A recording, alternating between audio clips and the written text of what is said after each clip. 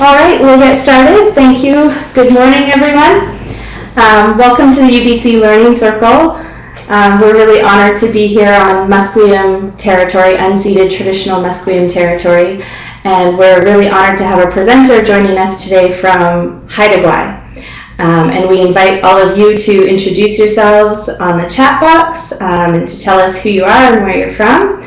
And I think it's particularly fitting for the topic today that we recognize the land that we're on. Today we have Julian Napoleon joining us, and we'll be talking about the intersections of Indigenous land, food, culture, and sacred relationships.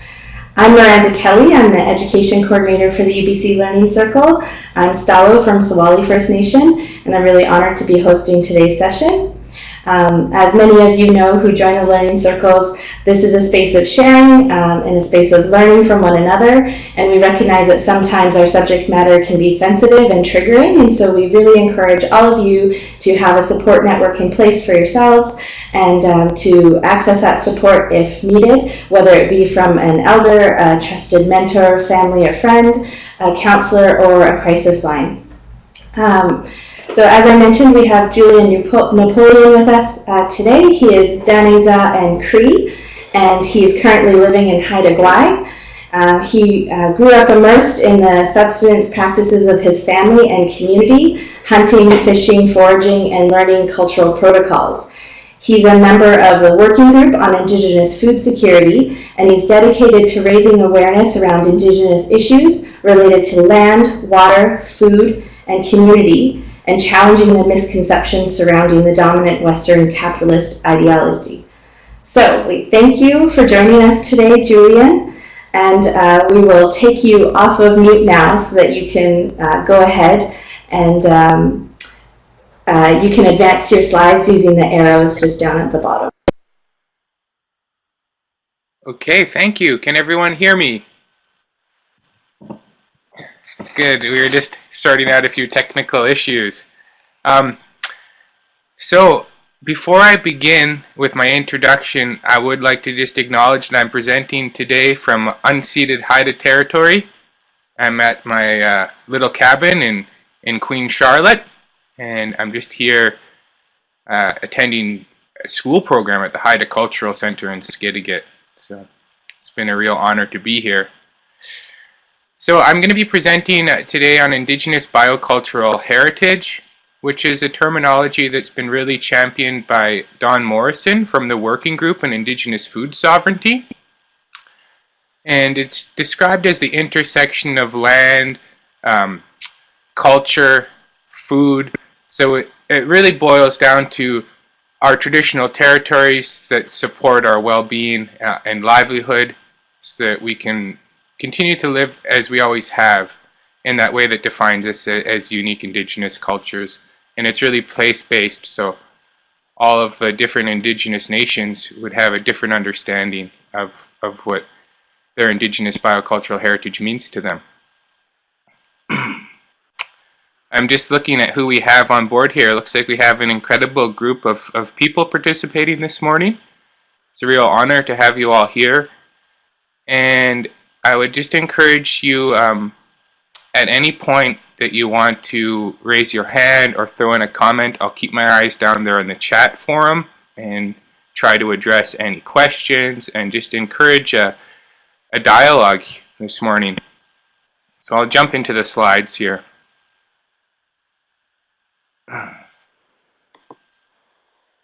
This is just a quick outline of my presentation. I'm going to give an introduction of myself and the work that I do, and I'm going to just give a bit of a backgrounder on the colonial experience in my territory.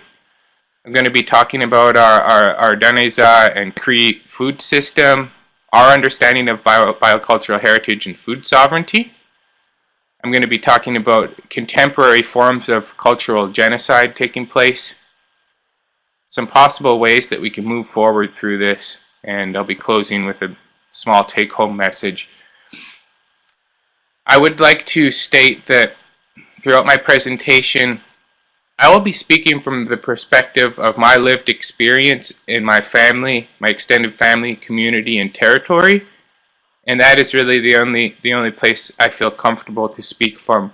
So I don't claim that I have an understanding of the way things are in any of your territories, but I hope that you can draw your own parallels and similarities, and that you might see ways that this relates to your personal experience from your nation. So as you all know, my name is Julian Napoleon. I'm mixed ancestry. My mom is Eastern European and my father is Daneza and Cree, Art Napoleon. And we're from the Soto First Nation, which is in the northeastern part of so-called British Columbia. And our traditional territory is bounded by the watershed of the Peace River. So we're up on the other side of the Rockies. I don't know if any of you have been up there, but it's kind of different than the rest of the province. It's where it's starting to actually go to the foothills, from the Rocky foothills into the prairies. So I've been working with Don Morrison in the Working Group on Indigenous Food Sovereignty for a few years now. And we're an organization dedicated to strengthening and revitalizing Indigenous food systems and traditional trade networks. And I'll be talking a little bit about that later on in the presentation. I'm also a member of a grassroots organization called Treaty 8 Defenders of the Land. It's a fairly ad hoc organization that we drew together in the face of the Site C Dam project and the major threat that represents to our territory and culture. I am a student in the UBC Center of Sustainable Food Systems, pursuing a degree in applied biology. My focus is food and environment, and I'm just in the final term of that biology degree right now, finishing up here in Haida Gwaii. And I plan to spend the summer in Haida Gwaii. I'm here learning from the real strength and resiliency of the Haida people and their incredibly powerful model of asserting Indigenous sovereignty within the larger landscape of what's known as British Columbia. So I'm here in a student capacity, but then also I'm being mentored in the community around the powerful work that's taken place here in Haida Gwaii. So this is just a picture of Moberly Lake, which is where my reserve is. This is the waterfront right in front of my place, the Soto First Nations. We are, oh, I see that June's having audio problems there. Perhaps the moderator could just type for her to, she might have to turn on the audio in the upper left corner. Yeah, so we are signatories to one of the historic treaties, which is fairly unique in British Columbia.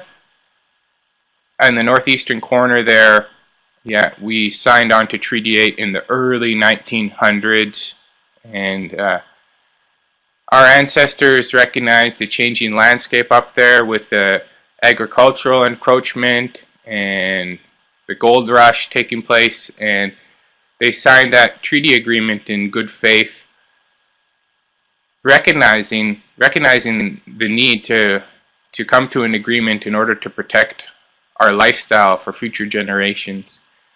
So unfortunately, I believe that intent that our ancestors perceived has not really been honored, and that's really the main part of what this presentation is about, and how that, how the implications of the failure to honor the intent of this agreement has dramatically impacted the health and well-being in our communities.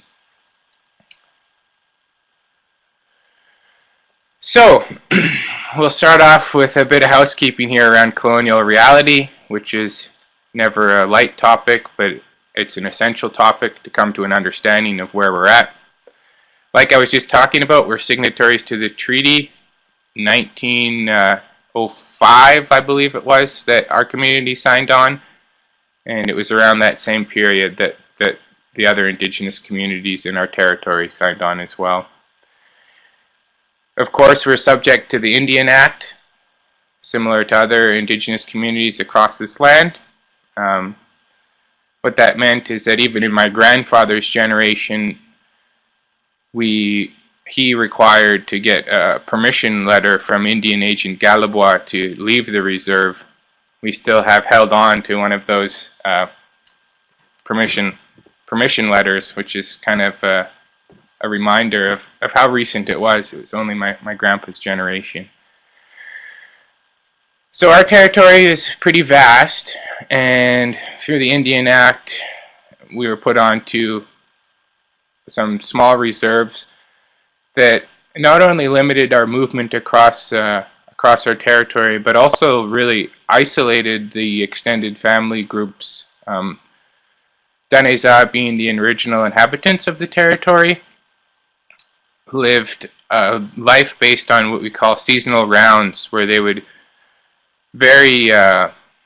they'd move across the landscape in a very well thought out and well managed way, in pursuits of different foods throughout the year. And this was something that was orchestrated and highly communicated between the different family groups to ensure sustainable management. So people would go off to different areas where they knew the berries would be good, or they knew that people didn't go last year to hunt for moose.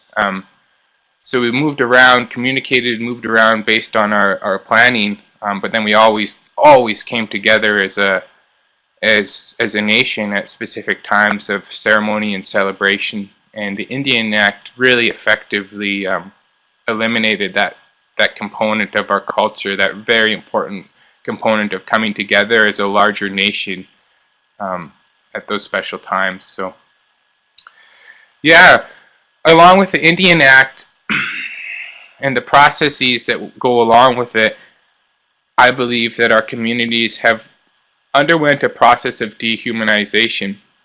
And that's kind of a challenging thing to reconcile, but I think it goes hand in hand with the loss of self-determination, because historically we were healthy, strong, proud people that were easily able to provide for ourselves, our families, and our community. And through the Indian Act and assimilation and the attempt to force us all to adopt agricultural lifestyles, we started to have a harder and harder time to provide for ourselves. And as things loosened up and we were able to travel freely across our territory, there was a renaissance period of cultural revitalization and beautiful cultural practice.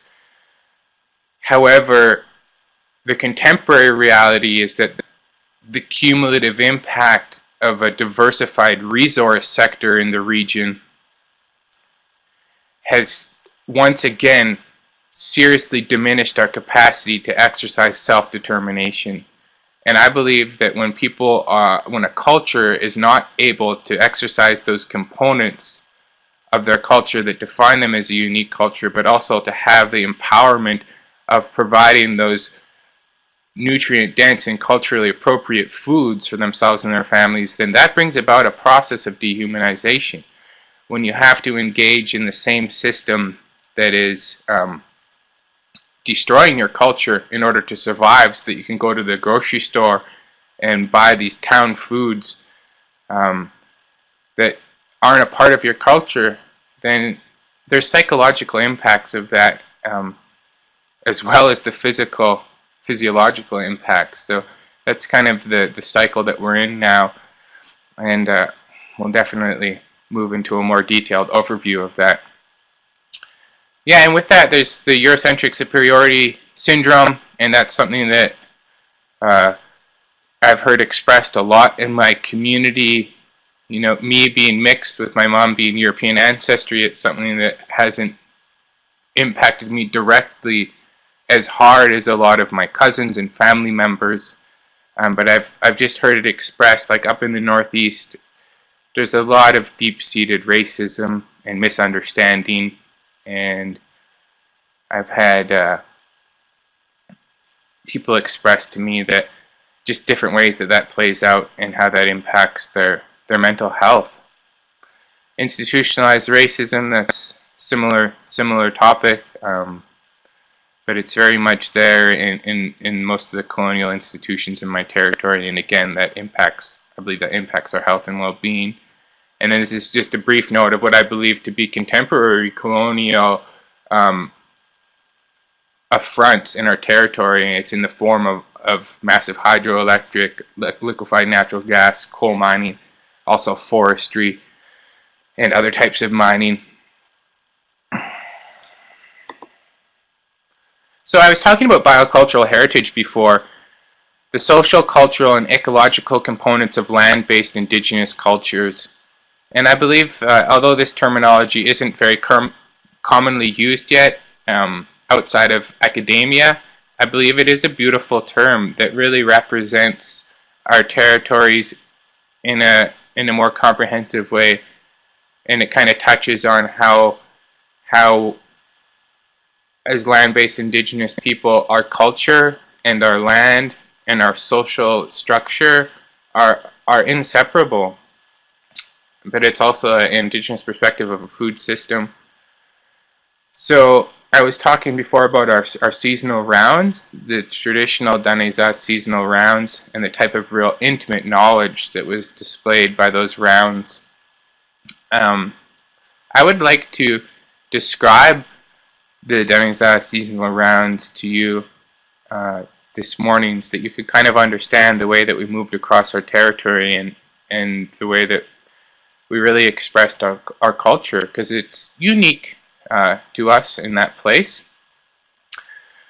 So during the winter time, we would come together in large extended family groups, and we would camp along the banks of the Peace River or the Moberly Lake, and that would be a time of resting and visiting, a little bit of trapping.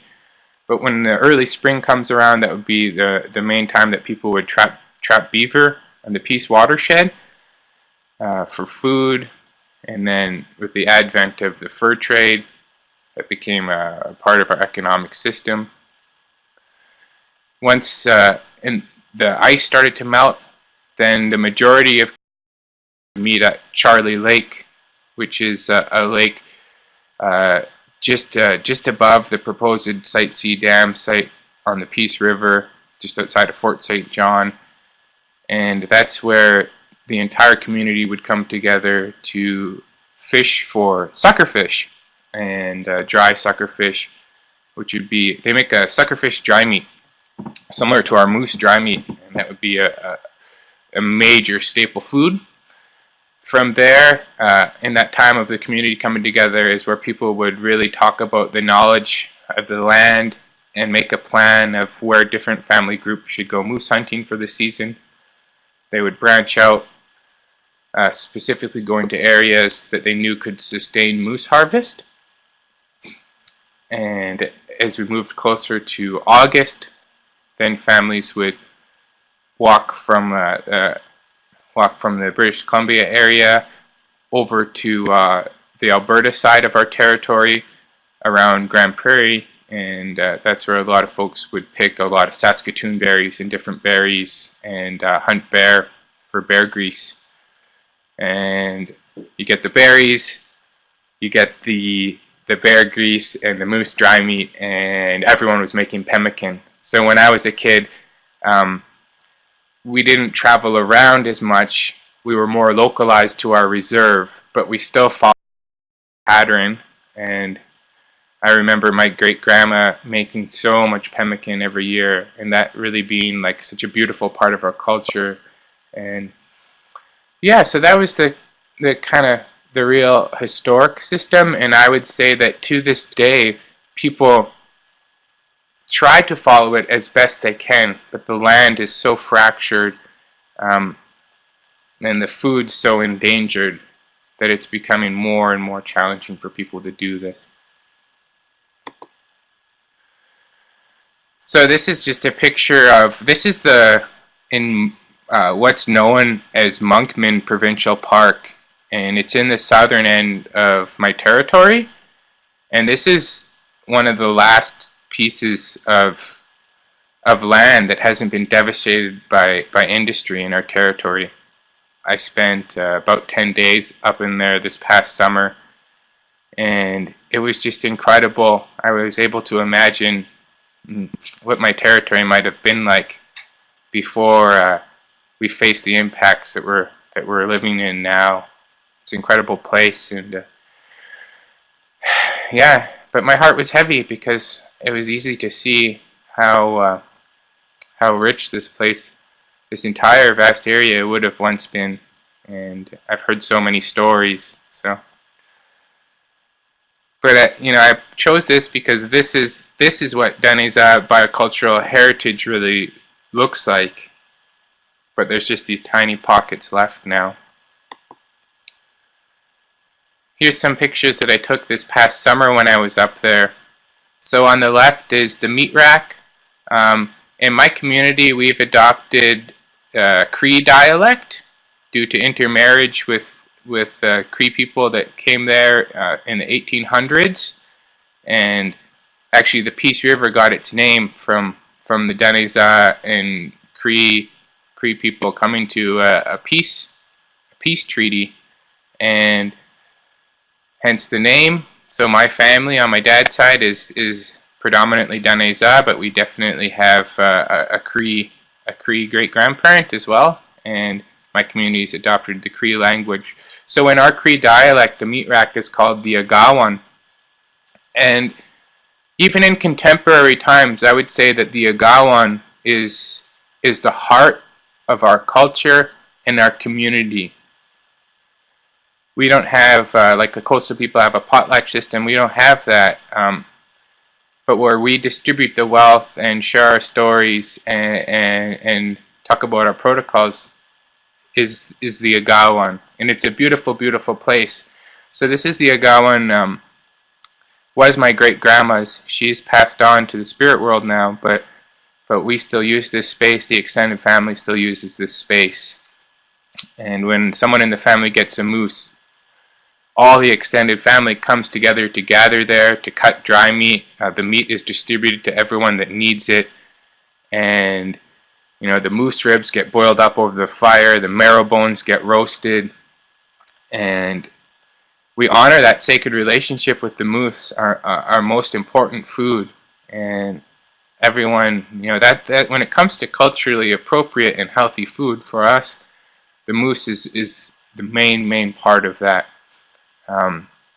You can see a nice fat rack of moose ribs with some moose tenderloin there cooking at my uncle's place from a beautiful cow moose that him and I hunted this past August. So unfortunately, what's happening in our territory now with the cumulative impacts of industry is the moose population is plummeting. It's decreasing in a downward exponential curve. And the government is trying to do wolf predation control.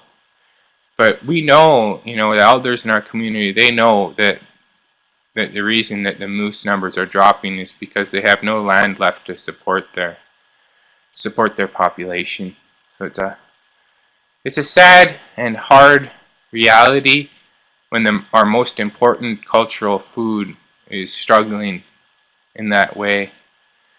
And even now, I hesitate to hunt them. And, whereas before we would get multiple moose in a season, now we generally just will hunt one moose and distribute that through the family for the year. And then sustain ourselves with deer and other types of meat. But we're really trying to self-manage despite having our treaty rights, which is a difficult terminology because it doesn't really capture our understanding of the sacred relationship. We choose to not exploit that and try our best to take care of the moose. But really, we can only do so much, and without changes in the land management strategy in the region, they're going to have a very hard time thriving in the future. Here's my little brother Dakota. He's learning how to cut dry meat here from my auntie. He's just going to comment here the guest post.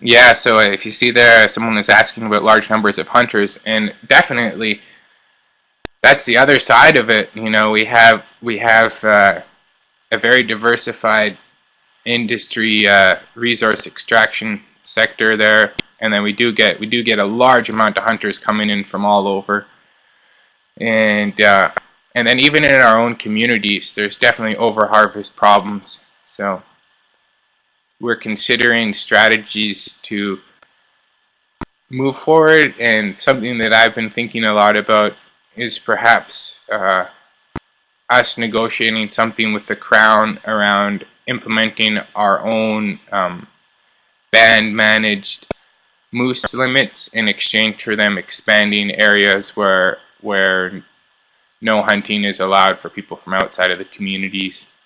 And some type of a co-management strategy like that might be effective. But even that, without the land base to support the populations, can only do so much.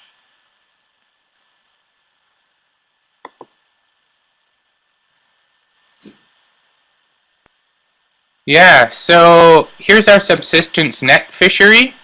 Some of you interior folks might recognize the freshwater lingcod there, or burbot, Latin name lota lota, and that really is our most prized fish. And this is at Moberly Lake, right in front of our reserve, where we've always practiced a net fishery. It's pretty abundant. It's incredible. A lot of the elders net, as they always have, but not much of the young generation continues to practice the net fishery. I do it every spring, and I love doing it. It's a lot of fun, and we get these fish are just incredible. They're so delicious, and this again is under severe threat. The entire Moberly watershed, where our communities is situated, is suffering from high water temperatures. It's suffering from siltation. It's mostly from heavy industrial use in the upper Moberly watershed and the impacts that that's having, as well as some increasing summer cottages that settlers are building along the shores, and issues with septic tanks shore. So the water quality, when my dad even water as a kid, you could drink right out of the lake and river, no problem. Now it'll make you quite sick. But there is still a healthy fish population, and they're fine. Actually, the lake trout are rebounding really good right now. But the most unfortunate thing is that the lower Moberly River flows into the Peace River, just a few hundred meters upstream of the Site C Dam, lake trout. And I'll talk about this more in a little bit here.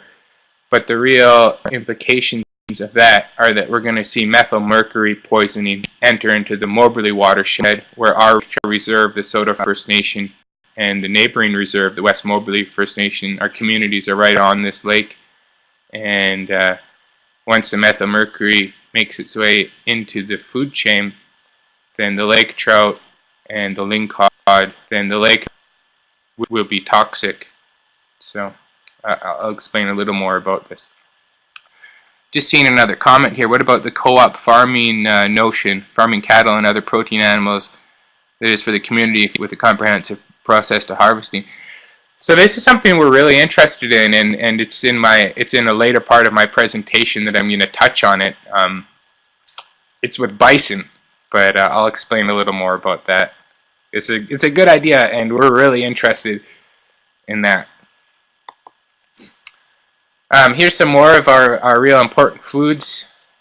The mushroom berries, or sopalali, low bush blueberries. People still pick a lot of berries. We like to make our Indian ice cream. We like boiled blueberries, boiled Saskatoons. These are some pictures I took when I was up in that park this past summer. So the bison, yeah. This is a picture I took at a bison ranch I was doing an internship at up in my territory this past summer. So historically, our territory which is in the northeast part of this province, or sorry if there's anyone from out of BC here, but in the northeast part of what's known as BC, we used to have very healthy herds of bison there, similar to the prairies. It's the wood bison subspecies, and also similar to the prairies and elsewhere. They were hunted to extinction by early settlers in the region. The last one was shot near Fort St. John in 1908. So we lost a big part of our culture there. It was actually bison that shaped the Peace River Valley into the open grasslands that it was from their grazing practices. And early settler accounts of coming into peace from Alexander Mackenzie's party talk about there being huge herds of bison along the Peace. So losing that, that was once a staple food crop, and the bison hides were a huge part of our clothing and shelters. That's a historic loss, but some people still remember those days, or it's been passed down the stories. And because of that history, it's something that our community has been really interested in using some of our community grazing lands to bring back. That's why I was at this bison ranch last summer doing an internship, and it's something that we're looking at with our lands team at the band office, and hopefully we'll be implementing a community bison ranch in the near future in order to offset the community's needs for good, healthy, culturally appropriate meat, and potentially to also provide some good jobs, some good long-term jobs for some young people in the community, and to raise some money for community development projects. So it's something that we're seriously looking at, and I think it's one potentially excellent solution to some of our problems. But again, I think we need a more comprehensive plan than just focusing on one thing. But the bison are pretty amazing. They're a very sacred animal in our cultural teachings, especially to the Cree people that joined and intermarried in our community. They've held on and shared the teachings of the bison, and at all our sweat lodges we have the bison skull on our altar, and it's a part of Sundance, and they're just a sacred animal. They're a beautiful animal, and we really do hope to bring them back, maybe even to work with the government and collaborating on a reintroduction program to get healthy herds in the wild again.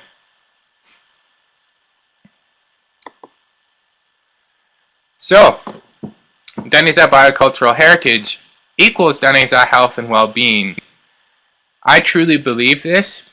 With our land base, with a healthy land base, with access to our plant foods and plant medicines, with access to our wild meats, but also that ability to exercise our sacred relationship with all of these components of our biocultural heritage, I believe that when we have that, then we have health and well-being. And this is actually a picture. I got a moose with my uncle back in August, like I was saying, and this is a picture of all of our most important foods from the moose. So, starting from left to right, we have what's known as the window, or a butcher would call it caul fat. Then we have the chucksis, which is the lower intestine. Up on the top there is the back fat. Moving down, the heart, the kidneys, there's the tongue, the liver, the chin, and the nose. And when someone in the community gets a moose, these are the primo parts, and they're always saved for the elders. So it's the elders in the community that will get these parts, and then whatever they can't eat, then everyone else can try some. But when you get a moose, you always go to your older aunties and your older uncles. You go to your grandparents, and you offer this to them. And you can see that the tip of the heart there is cut off. In our teachings, when we get an animal, we cut off the tip of the heart and we leave it in an alder or a willow with a tobacco offering at the base. And we say prayers of thanks for that moose for offering itself to us to support our family and community. Seeing a comment here from Alyssa, is there any concern about cultural appropriateness from ranching as opposed to hunting? Definitely. especially with the history of the Indian Act and Indian and Northern Affairs in our region trying to impose farming and ranching on our communities when as a way to stop us from being able to travel our seasonal rounds and being able to live off the land. So it's definitely something that they tried to force on us, and that created a lot of contention historically. Also, agriculture in the region has been the single largest force of displacement. So big ranchers came into the Peace River region to right beside my community. They were awarded huge tracts of what was considered crown land, but was really like the very heart of our territory, and we could no longer access those places. In fact, our most sacred gathering place for ceremony and celebration is now in the middle of a farmer's field, and we're not allowed to go there. So, you know, there is a contentious history with farming and ranching for Indigenous communities in the region. However, we're now, you know, at this place where we do have a lot of land, and we're looking at how could we apply our cultural values to a system of raising animals, you know, on our own terms. And I believe that we can do that, and that's the way that we have to do it in order to feel good about it. Is take a system, but then look at it through our cultural lens and devise a way that we can engage with it that we feel good about. Yeah, and of course, I'm just going to go back here. You know, in terms of Deniz's health and well-being, yes, our biocultural heritage is a huge part of it. The other parts are of course, language and governance, and they're huge. But I believe that those go hand in hand with biocultural heritage. Like they support each other. So you need this beautiful system of land to support yourself and your community, to support your language, because the language is land-based, and to support your governance, because your governance is based on the natural law. So they go hand in hand, and although I didn't individually indicate them on here, I definitely thought about those components. So I talked in the introduction about ongoing cultural genocide. This is just a few examples of what's happening in our territory. We have access roads all over, seismic lines every few hundred meters throughout the entire territory. We have massive hydroelectric projects, the Williston Reservoir, which is one of the largest human-created reservoirs in the entire world. It's put methylmercury poisoning into the watershed and forever altered the landscape, dividing our communities and flooding vast areas, including significant village and sacred sites. We have huge amounts of oil and gas activity, H2S sour gas. They're hydraulic fracking now all over the place. And then we have a huge amount of clear-cut logging. Because of global warming, the pine beetle eventually made it up north to our community. It didn't for a long time, but a multi-year period of warm winters allowed for it to make its way north. And now they started doing these massive beetle kill salvage cuts that stretch for miles and miles as far as the eye could see, and they're not leaving any of the residual tree species there that weren't impacted. So some of the biggest clear cuts I've ever seen in my life are taking place right now under this beetle kill harvest mandate. So there's also massive coal deposits, huge coal mines in the region, and when you start to consider all of these things together, you get an idea of how the cumulative impact of industry in the region is so immense. So here I'm going to ask all participants to click the external link. It says BFN, which stands for Blueberry First Nation Time-Lapse Video, in the upper right corner beside the title. If all of you could click that, it's going to lead you through to a short YouTube video. It's about a minute long, and I would like for all of you to watch that. It's a time-lapse video of industrial development in the region with a heavy emphasis on oil and gas wells. And I find that this video really drives home the vast extent of the impacts in the region. So just start chiming in on the chat window when you've had the opportunity to watch that video, and we'll carry forward.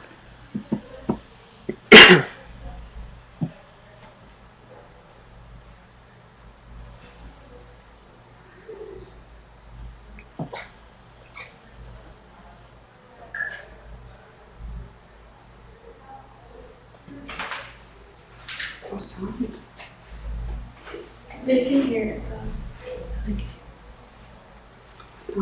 Is that working for people?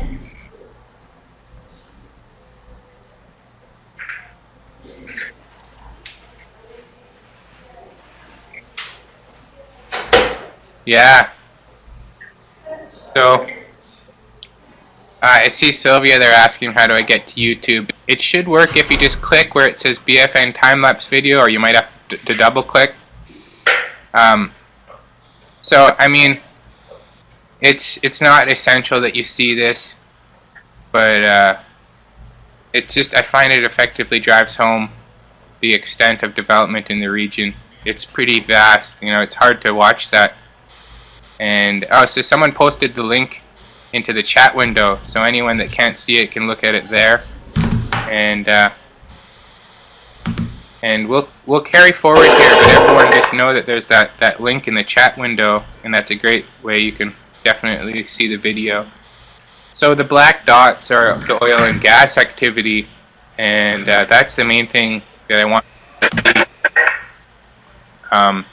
What's happening here, this video is from the Blueberry River First Nations, and they're in a landmark court case right now with the government where they're trying to address the cumulative impacts of industry on our ability to exercise our treaty rights in our territory. So it'll be interesting to see what happens, because my understanding is that it's the first court case ever that's asking the government to consider cumulative impacts.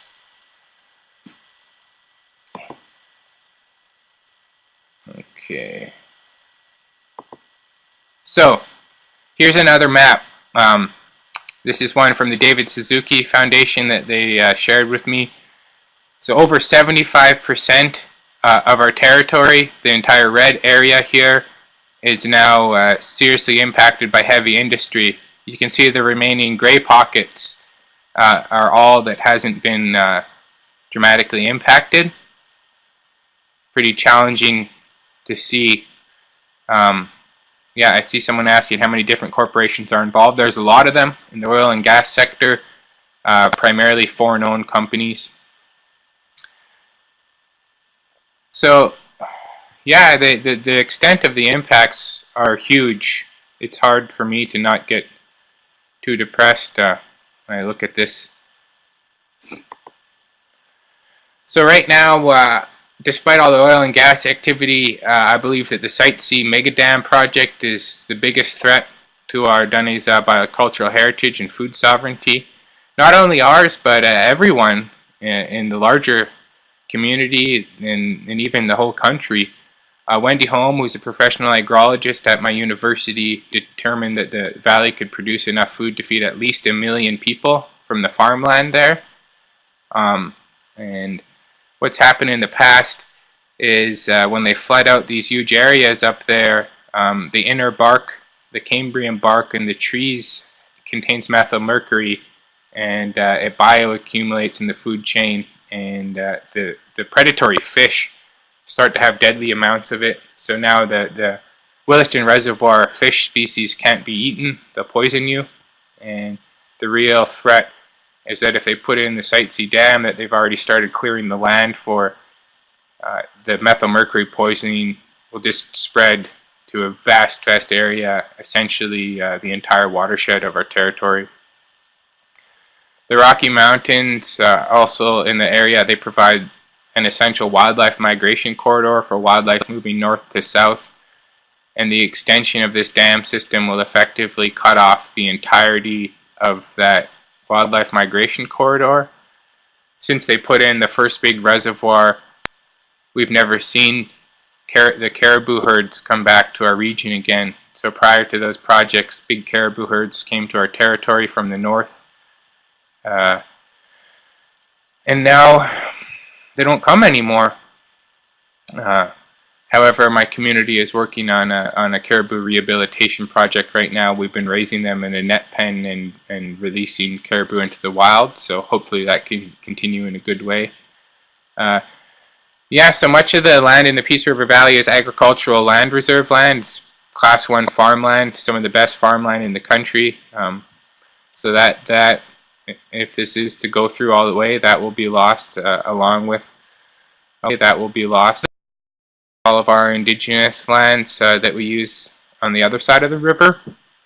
It violates the United Nations declarations on the right of Indigenous people that we're trying to adopt as a nation.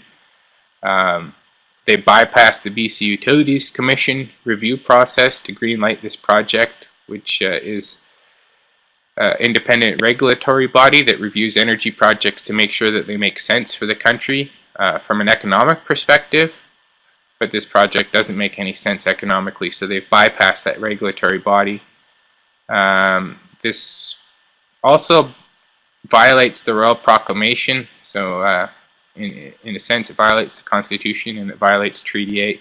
So right now the West Moberly First Nation and Prophet River First Nation, some of our neighboring communities, are in court trying to stop this project, and despite these ongoing court challenges, this Crown Corporation is still carrying forward, trying to put the dam through. So this is just if this happens, you know, and all the water is poisoned in our territory, along with all the activity happening on the land, it's pretty difficult to imagine how we could carry forward in a good way.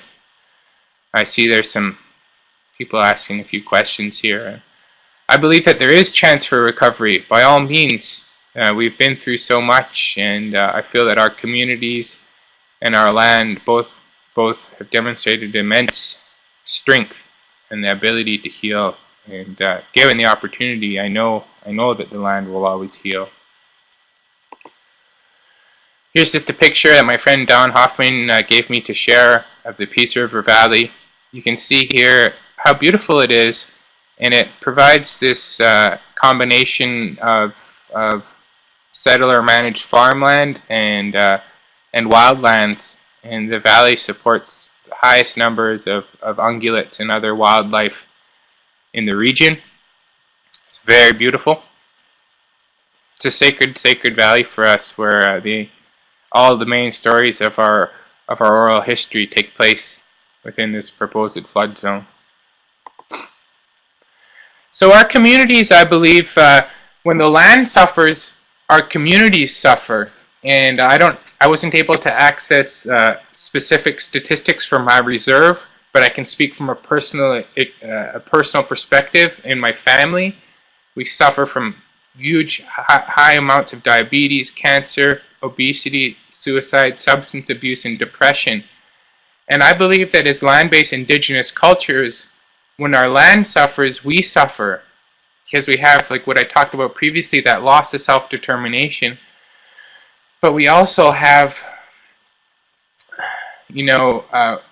all the health impacts of not being able to access our culturally appropriate foods, and the major psychological impacts of watching that land that is such an intimate part of who we are being destroyed in front of our very eyes and feeling powerless to do anything about it. And it's no wonder that we see these issues arising with what's happening with the land. And I believe that any strategy that doesn't look at saving enough land in our territories so that we can continue to do those things that define us as a unique culture in a good way, any strategy that doesn't address that is merely a band-aid solution, because that is the root cause of these problems. So there's other strategies that can help, but we really, really, really need that ability to continue to be, to do those activities that define us as a unique culture and provide us with sustenance physically, emotionally, and spiritually. Another interesting thing that's come up is the relationship between violence against the land and violence against women. Amnesty International has been doing some work up in our territory, and there's been just a dramatic increase in violence against women as a result of the expansion of oil and gas in the region. if you look at it, the spike of workers coming into the area to work in resource extraction has coincided with a spike in violence against women. It's really not that difficult to imagine when you think of it, but it's pretty sad. They did a survey in Fort St. John, and 80% of women there have suffered violence, and 90% of Indigenous women have suffered abuse. So what you have here is workers coming in from all over the place. They have no connection to the land. They're there just to make a lot of money, and it's almost like a prison mentality when they get out of these work camps. And horrendous things are happening to our sisters there. I've had people in my family suffer from this, so it's another stark reality.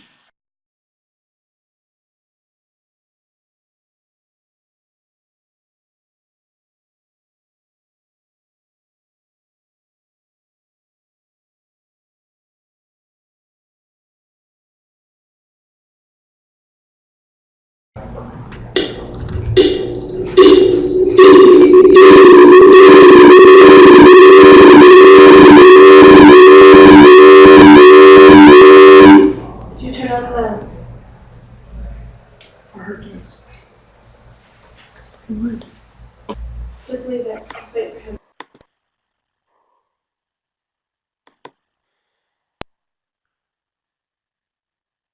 Hello? Can you hear me again? Sorry about that.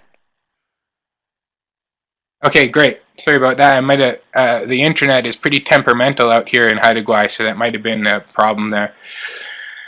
Yeah, so we were here at Way Forward. Yeah, so I believe that the real first step is focusing on this cultural and community revitalization, because we need to have strength and we need to be proud of who we are. And that brings together the community and brings together that desire to take those steps necessary to protect our land and to continue our lifestyle. This is something that the Working Group on Indigenous Food Sovereignty focuses on a lot. You know, not only that preservation of biocultural heritage, but also the idea of revitalizing trade networks. So we've been hosting what we call GIFTS, which is a gathering of Indigenous food trading and sharing. They've been really beautiful events where Indigenous participants bring traditional foods, medicines, whatever they want, and we come together and trade. There's no money allowed. We had the inaugural one at the Anaukin Center on the Okanagan Nation Alliance territory this past summer, and it was absolutely beautiful. And I'm going to be organizing one in the Peace coming up, trying to organize one in Haida Gwaii. But if this is something that any of your communities are interested in, we would be very happy to provide you with the model and protocols that we've used in successfully implementing the gathering of Indigenous food trading and sharing. It's a wonderful way to support and share not only foods but stories.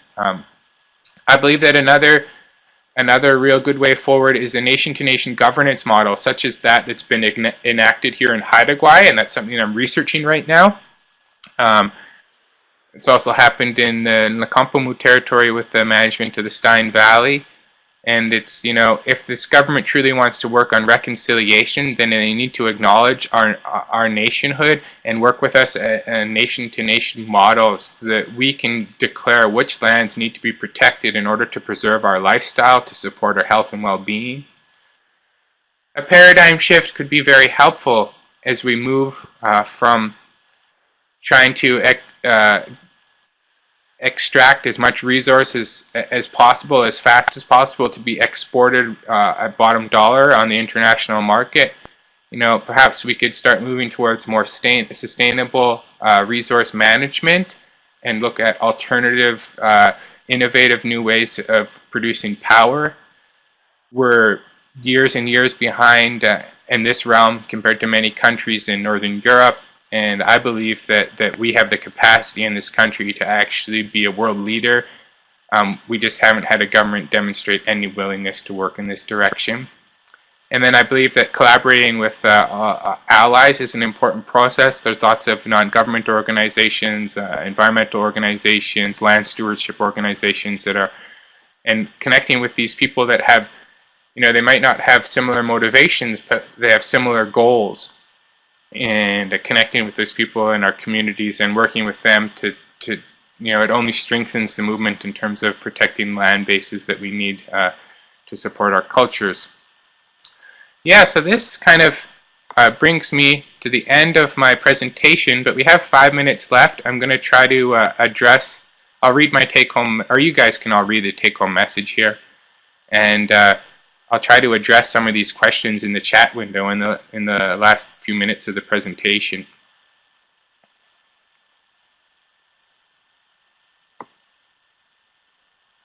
Okay. What can nations, communities, individuals do to support development of comprehensive strategies to protect and restore land? What can we do to stop resource development that will harm land and our health? So, we've never, in our territory, we've never tried to say that we want to stop all resource development. We just want resource development to take place in a better way. Certain projects in certain areas, of course, are going to happen, and we're not trying to stop everything. But what we want is we want to be able to say, this is a sacred area. This area is needed for the moose. This area is needed for our medicines, and to be able to potentially have adjoining protected areas that cumulatively represent a large enough area to really support the health of the land. Government must, here we have Herminio, government must step up to protect the land by proposing development suitable for Indigenous people. Absolutely, and collaborating in a better way. We have a question about the working group on Indigenous food sovereignty, in which organizations participate. So the working group in Indigenous food sovereignty's main big partners are Food Secure Canada and the BC Food Systems Network. They've been allies working with us since the beginning, and we collaborate with them in the hopes of, because their mandate is to influence food-related policy within the colonial government in order to achieve a more sustainable food system. And we're working with these organizations from the inside to try and have Indigenous food systems, not just agricultural food systems, but our different models of Indigenous food systems included within that dialogue, and to hopefully one day be included within the government's understanding of what food systems are. If anyone's interested in joining the working group in Indigenous food sovereignty, they're welcome to. Oh, I'm allowed to talk till 11:30. That's wonderful. Sorry, I thought the presentation was 10 to 11. So I burned through my slides a little quicker than I wanted to, but that's good. It gives us more time to have a bit of a dialogue here. So yeah, the working group in Indigenous food sovereignty is a grassroots organization. It's open to anyone that wants to join. If any of you want to sign up, I'll just put my email, my personal email in here, and you can email me, and I'll add you to the group. And we share an awesome, it's a great community, and we share all sorts of information about different community events happening all over Turtle Island and different initiatives. And we also have a Facebook group. It's called the Indigenous Food Sovereignty Circle, and that's another great place to I manage that page, so it's a great place to touch base with me. Okay, I'll try and get to these other questions here. Is there any representation from healthcare in the working group? Laura, that's a really interesting question. The working group is quite large, and I definitely don't know everyone, so I would think that there is. I know that Vancouver Coastal Health has been a community partner and has collaborated with the working group on many initiatives and funded a lot of our work. So I believe that Vancouver Coastal Health, and the Native Health Network, there must be some people within healthcare that have participated. So yeah, Don, just go ahead and email me. Any of you can email me. So we do. The working group does have a website. It's I'm sorry, I'm just on someone else's computer right now. But if you want, again, email me and I can send you the web email address for our website. I'm currently working on building a brand new website because it's pretty incredible. If you go on Google and search Indigenous food sovereignty, it's the first site that comes up. So we're really high in the Google search terms, and we want, I'm working with a Haida web designer here to build an incredible new website. We also do the Wild Salmon Caravan, so we'll be merging those two websites. Okay, what else do we got here? Yeah, so there. I see Claire asking, do resource extraction companies... Oh, Amber shared the website. There we go. So it's pretty outdated right now. I'm really looking forward to launching the new website. It will be at the same web address, so look forward to that. It should be launching in hopefully by April or May. Claire said, do resource extraction companies give any money to Indigenous communities? They certainly should. And yes, they do. We're always negotiating deals, but unfortunately, this process has created a huge amount of contention and possibility of corruption. And it creates huge community divides because, a lot of people in our communities, we're here in a first world country, but a lot of the people in my community, they live in third world conditions, and people don't have a lot of opportunity for employment, and with the dwindling animal and fish populations and ecological impacts, by all means, people need money to support themselves, but then there's those that are really, brought up in the traditional teachings of protecting the land, and it's a difficult scenario to navigate. In terms of this idea of getting money from extraction companies. And yeah, it's challenging. I try to never pass judgment. I try to see where people are coming from and try to understand, and I could never hold it upon people in need that are accepting money in order to survive. We have a question here. Does your nation independently monitor levels of contaminants in the water and land? We do. We've been doing a lot of monitoring in the Moberly watershed along with this. Right now we have an initiative to rehabilitate the lake trout populations in the watershed. So we've been looking at water quality in collaboration with a local nonprofit organization that's actually doing the bulk of the sampling. But this is something that I really want to step up. So I'm going to be moving home in the near future and working with, collaborating with the lands department in my community to try and do a lot of not only watershed rehabilitation, but all sorts of rehabilitation work.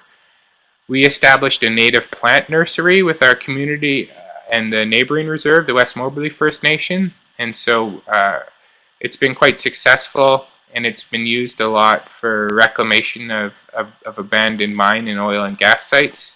It's hired youth in the community to go out and collect seed from wild plant species, all of which are culturally appropriate to us, and then they're getting propagated in the greenhouse there and used in land rehabilitation.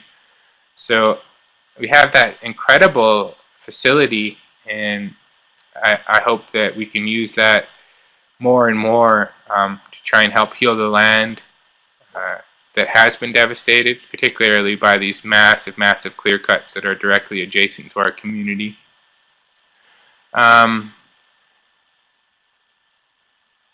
Yeah. In terms of the working group, is there something that community members can participate in? going out on the land? Is there something that healthcare providers can do, refer clients to support them with their healing and wellness? That is an excellent question. So the first one, is there something that community members can do to participate? So right now, the working group is decentralized and it has members all over the country, and it's mostly just right now a networking platform for people to share and build solidarity around what's happening in their communities. We do hope to move towards a ground level community workshop capacity, but at this time, we mostly operate doing unpaid work, and we just haven't had the kind of funding needed to implement ground level programming. So, like I said, it's a networking thing where we do a lot of presentations at conferences and a lot of online stuff, but not much community-based workshops right now, unless communities directly contact us and ask us to come in. But we're looking at expanding our mandate in the near future to develop something more along those lines. The working group, does it deal with fishery?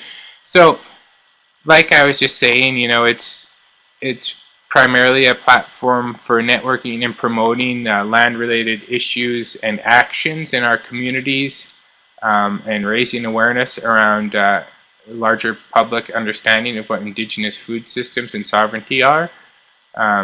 We are working to try and promote what's happening with Muskrat Falls in the East Coast. We have some members there from the Mi'kmaq Nation, and also what's happening with Sightsee, which is a real huge thing. And then, of course, the Wild Salmon Caravan is probably their biggest, or our biggest initiative related to fish. If you don't know about the Wild Salmon Caravan, you can check it out on Facebook or their website. And it's a huge and wonderful and beautiful caravan that travels along the Fraser watershed from its headwaters all the way to Vancouver and possibly Vancouver Island in the upcoming year. And the whole thing is about raising awareness around what's happening with fish farms and over-harvesting of fish, and the absolute need to protect the runs of wild salmon. So it's a real beautiful initiative relating to fish. Check it out, Wild Salmon Caravan. Hey Julian, we have a comment here from Charlie. Hey Julian, is there opportunity to have cultural, socioeconomic impacts included in the environmental assessment process for industrial projects? Has the government included nations in the assessment revision process? So, that's a big technical question. Is that Charlie Gordon? This is something that's really interesting. So this is on a case-by-case scenario. There's no general statement that could be made, but something that's really interesting is, say, in the environmental assessment for Sightsee Dam, Indigenous rights weren't even included. They didn't look at the impact on our treaty agreement, which is huge because they're there on treaty land, signatories of Treaty 8, doing doing the biggest development project in the history of this country, and they didn't even consider the impacts of this project on our treaty rights, which is it doesn't make any sense. It's absurd, really. There's a total disconnect. But hopefully, people are pushing to have that considered. That's part of this ongoing court case, is they're trying to have that considered, and I believe it's essential. Have you heard of oolakins in the Nass? I have eaten oolakins from the Nass. I'm not sure what's happening with the stocks right now, Sylvia, but here in Haida Gwaii, a lot of my friends, they go over there and trade dried halibut for oolakins, and I've been fortunate enough to have some of my Gitsan friends share our oolakins with me from time to time. Okay, we have another comment. Sylvia, I'm curious if there was something on that you wanted to share, because it's something that I don't have intimate knowledge about. Guest 2 says, I can't help but imagine the outcry that we would hear from the general public if they only knew the full story of our nations, including the history and current challenges. What are some of the ways that we can continue our own learning? What are some ways we can bring others into the conversations? That's a really good question, and that's something I think about all the time. And what I would say is that I was about to do a cheesy X-Files quote, but like the truth is out there. And when it comes to figuring out about what's happening in our territories, as Indigenous people, we need to be aware of it. We need to do that extra research because no one is going to do it for us. And we need to understand what's happening. And I know a lot of us aren't fortunate enough to be able to regularly go to our communities. I'm so blessed that I am.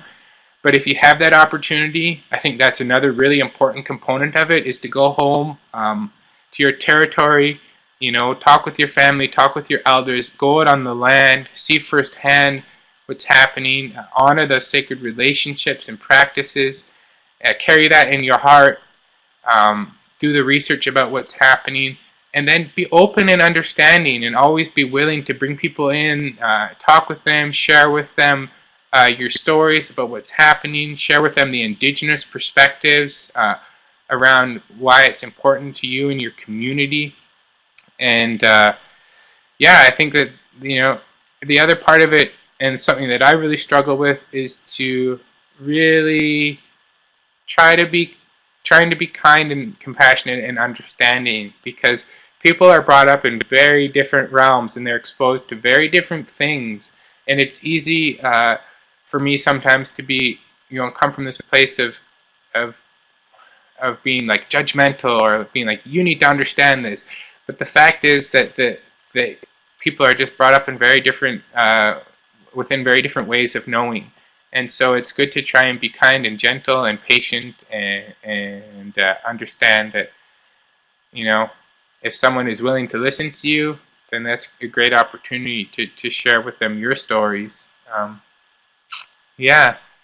And then also participating in, you know, peaceful community actions around raising public awareness on stuff that's important in your nation and stuff that's happening. You know, being an urban Indigenous person, there's always incredible opportunities to participate in a public capacity to bring attention to important issues. So that's something to look at, and if that's something you're interested in, the Working Group on Indigenous Food Sovereignty Facebook page is an excellent place to find out about events taking place in the Lower Mainland and mostly in BC. Sometimes in the larger, sometimes out east, some area, sometimes events in Toronto. So that's a great place to look. Yeah, I see Cindy's typing.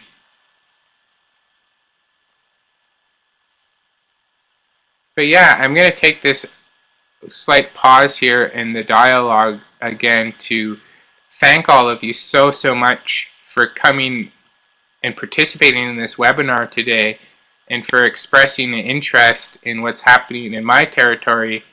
I understand that it's probably a long way from where most of you live, possibly outside of your kind of realm of existence and what you normally think of.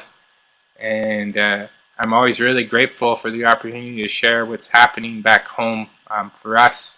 And I think that the more people that know about it and are able to talk about it, the better, because it's pretty important to me. And so yeah, I'm just grateful that you've all expressed your willingness to come in and sit in and listen to this.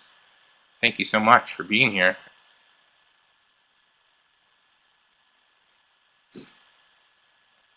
Oh, we got here. I think there's some lengthy comments coming in.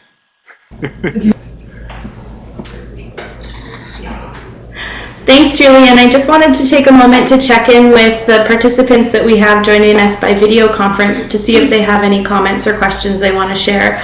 If you have anything to say, you can take yourself off of mute.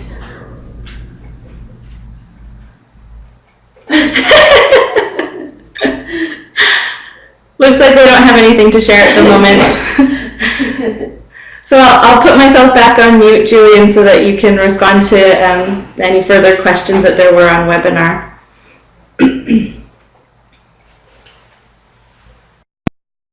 Hi there. Yeah, so it looks like those people that were typing, I didn't see their comments come through. So, oh, here we go. Just had to scroll down. Sylvia Stevens, our annual harvest starts at the end of February. Fishermen move to Fishery Bay to harvest and make oolakan grease, and we barter grease with other nations. Yes, beautiful. I would imagine that there'll be lots of people coming over from Skidegate here to trade.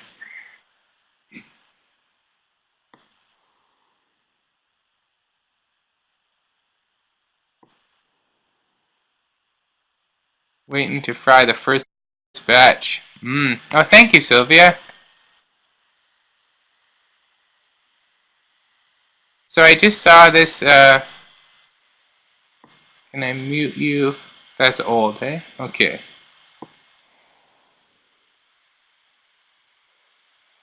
Thank you for that beautiful, kind comment, Cindy. That's really touches my heart.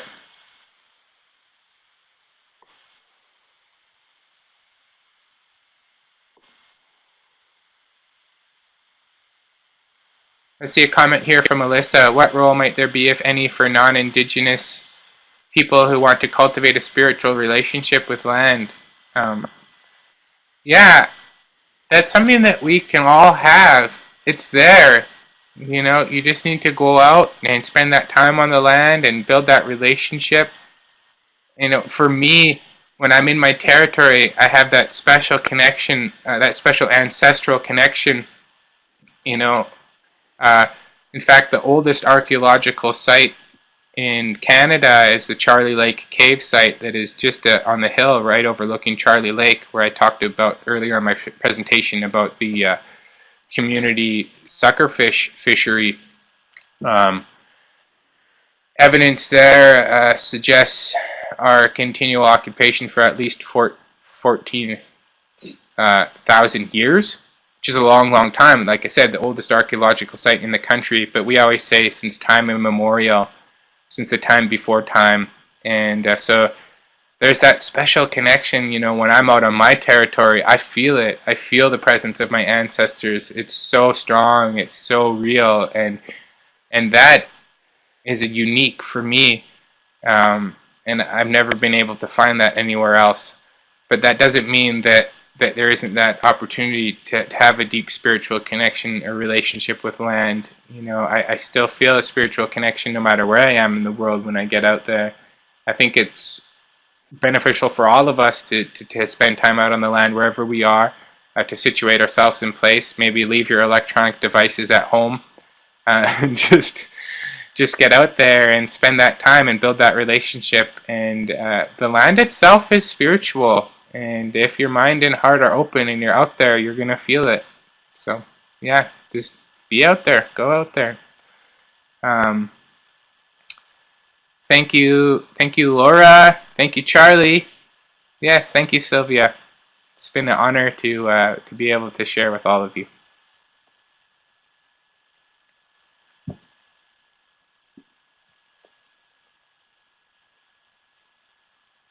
Okay. Well, thank you so much, Julian, for your really powerful and enlightening presentation today. We had a great dialogue with everyone who joined us on webinar. I feel like I learned a lot and I have a lot to go reflect on now. And we really appreciate your time joining us today. Thanks to all the participants as well who joined and participated, and we had a great conversation. And I'd also like to thank the First Nations Health Authority eHealth team that helps us connect by video conference, as well as the rest of the Learning Circle team here that does technical support for our sessions. And I'd just like to remind everyone that we have some great sessions coming up in February, starting with the safety planning for domestic violence with Corinne Stone on February 2nd. So we look forward to those sessions coming up and having you join us then. Thanks, everyone.